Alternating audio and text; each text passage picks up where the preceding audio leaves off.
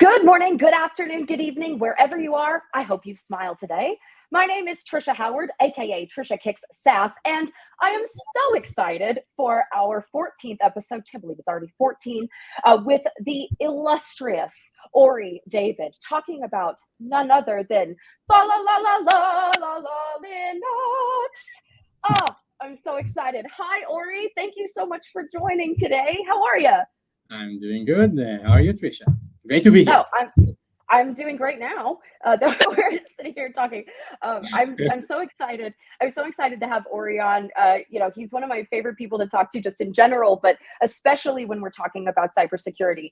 You might recognize him actually from Black Hat or our social media channels. Ori is quite prolific around the security community, I would say. So Ori, why don't you tell people why they should listen to you? Because I could talk about it all day long, but it's best to hear it directly from you. So hi people. I'm Ori. I'm a security researcher here at Akamai, and basically what I do is I try to break things. Our team, what we're trying to do is we take a piece of technology, a piece of software, and try to see how an attacker can benefit from it somehow. And yeah, I guess you should listen to me because I have some interesting things to say about broken software. I would say that's true. Absolutely. He breaks stuff, and then we like to write about it. It's a lot of fun. Now, why? Before we jump into the content, I like to let people get to know you a little better. So, outside when you're not like researching stuff, what are some things that you like to, or what's something you like to do outside of work? Yeah. So when I'm not fighting malware, I actually also enjoy fighting other men. I practice Brazilian Jiu-Jitsu. It's a martial arts, and it's a lot of fun. I really recommend it to anyone listening. You should try it. It's pretty fun. Oh yeah, absolutely. Ori's great. So like if you want to reach out to him for outside of research, definitely hit him up for Brazilian Jiu-Jitsu. You'll learn a lot. You will learn a lot. Uh, Thank you so much. I'm really excited to have you on.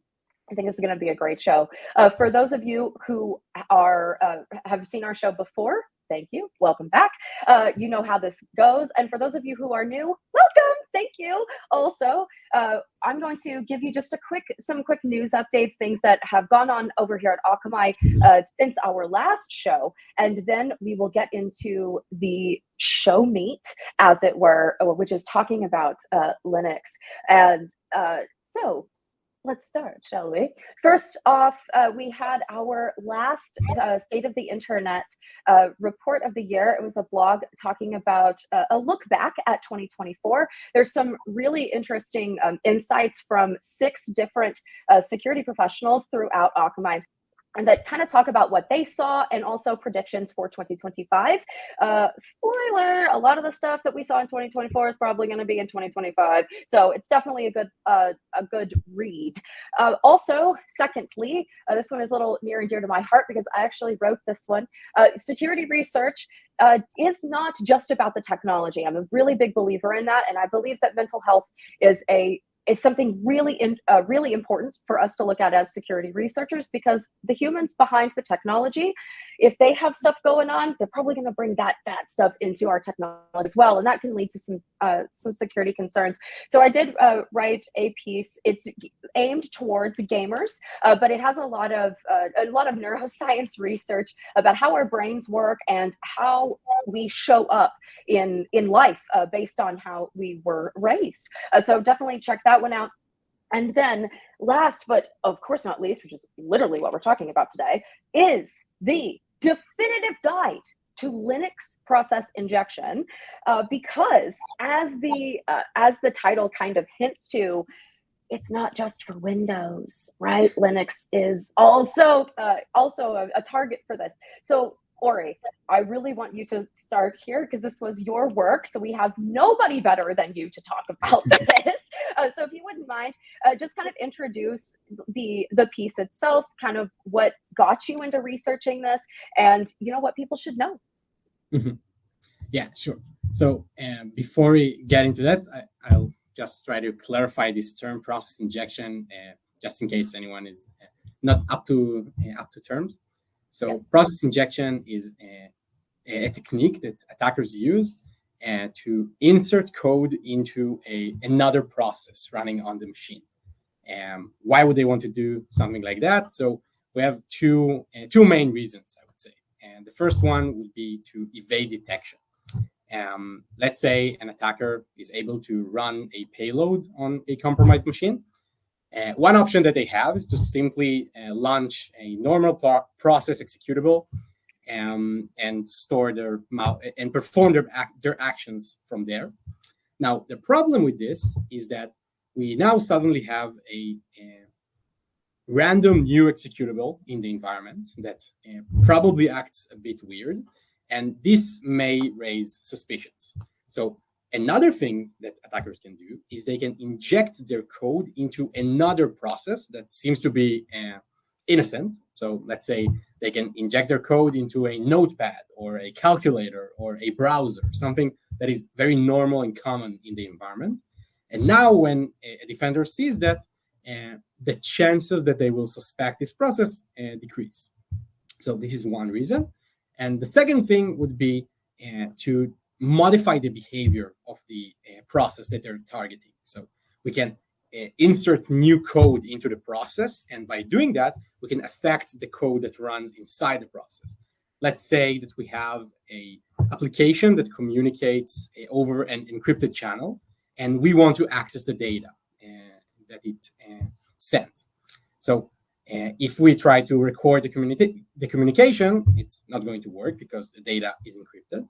But if we simply inject code into the application and modify it to, example, say before you send the encrypted message, take the plain text, the clear text version of it, and leak it to the attacker. And so this is just one example of how attackers can benefit from injecting code into a remote process and changing its behavior. So yeah, that's code injection. And how did I get to this topic of Linux process injection? Yes. So as security professionals, when we get into this field and we start learning about Windows security, one of the first topics, or among the first topics that you'll hear about, are process injection attacks on Windows. It's a very well-known set of techniques. There are dozens of different injection techniques on Windows, and they receive a lot of attention. And with this attention comes better detection. So because there's great awareness to these techniques, the state of detection is also fairly good. So if you try to inject code on a Windows machine, an up-to-date Windows machine running a good piece of security software, there's a pretty good chance that you'll get caught. Now, when we get to Linux, we have an entirely different landscape. So there are some known injection techniques, but the awareness to them is much, much lower. Even if people know some of them, there are like two that are kind of more famous and known, but the rest of them receive almost no attention. And with this low awareness comes low detection efforts as well. So, you can't secure what you can't see. Exactly. So what I wanted to do was to try to explore this potential attack surface, see what's possible, and explain it to the world. And that was my goal with this research. And our finished product, which has two parts, we published a blog post, the definitive guide to Linux process injection, which tries to cover all the known process injection techniques that are available to attackers on Linux. We covered techniques that were previously known, and actually also described some new tricks that attackers can use that I discovered during this research. And this is the first piece. And the second thing that we released alongside it is a repository that is available on Akamai's GitHub, which contains implementations of all of these techniques. So what defenders can do is they can check out the code that actually performs it. You can compile it and run it in your environment as well to see how can you detect these types of attacks. Oh, that's so nice. I always appreciate working with your team because this is a common occurrence whenever you do a write-up like this, is that we provide a GitHub repository of things like this, IOCs, things to play around with, so that people can not only just read about it, but they can, we like to get our hands dirty. We like to tinker around stuff, right? So it's really, it's really fantastic. I just wanted to throw that out there. So of course you talked about how it's pretty well known on Windows and it's not as well known on Linux, or at least not all of them are. So can you talk about some of the differences between the injection flow in Windows and Linux? Mm-hmm. Yeah, so Windows actually makes it surprisingly easy to perform code injection. There are certain internal mechanisms that really may even seem like they were planned to allow it. And in many cases, they allow it. So with Linux, the entire the possibilities for interaction between different processes are much more limited. So because of that, we do have less options. It's not like the dozens of techniques that we saw with Windows, but there are still a significant amount of techniques that we have with Linux. And attackers do need to work a bit harder to implement a good injection technique on Linux. But again, they can still do it. Right. Just because something's harder doesn't mean it won't be done. For sure. So for people, I would be willing to bet, and I'm not really a betting woman, but I'd be willing to bet that a good portion of our audience is very familiar with Linux. They probably use it even more than Windows. So what would you suggest, like some mitigations or some detection tools or techniques that to make sure that their Linux environment hasn't already been compromised? Yeah, so we actually dedicated a significant part of the blog to exactly this, to what defenders can do. Do not worry, there is hope. There's a lot of things that you can do to better protect yourself. So I will not go through all the details. I'll try to go like with the high-level principles, and you can check out the full details in the blog. So let's start with mitigation. In order to perform these injection attacks on Linux, one thing that is required in all of the cases that at least I know of is for one process to be able to write into the memory space of another process. So by abusing this capability, we can perform different variations of injection, but at the end of the day, this capability is required. We need to modify the remote process memory. Now, luckily, Linux actually enables us to entirely block or restrict this capability only to admin users. So by doing that, we can essentially mitigate these attacks entirely. But it is not that easy, because first, in many distributions of Linux, this is not going to be the default configuration. So you need to actually go and configure it yourself and to be secure. And the second thing is that we cannot always actually fully block it, because there are legitimate use cases to this capability. So let's say, for example, we have a developer that uses a debugger to debug a piece of software. In order to do that, the process of the debugger needs to read and write the remote process memory, which is exactly or very similar to the behavior of an injection attack.